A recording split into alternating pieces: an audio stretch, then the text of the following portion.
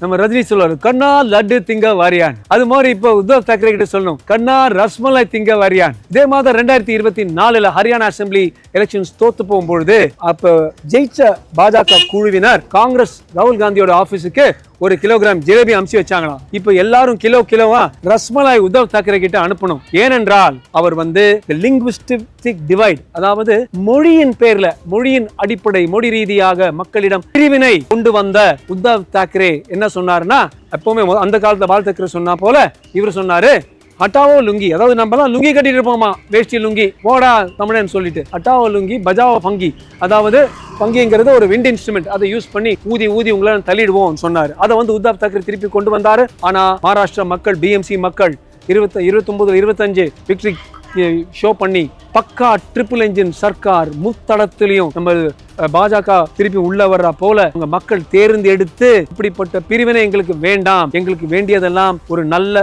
சர்க்கார், எங்களுக்கு வேண்டியதெல்லாம் ஒரு நல்ல வளர்ச்சி, எங்களுக்கு வேண்டியதெல்லாம் மக்களுடைய பொதுநலம் யாரு கருதி பண்றாங்களோ அவங்களுக்கு தான் பண்ணான்னு சொன்னாங்க.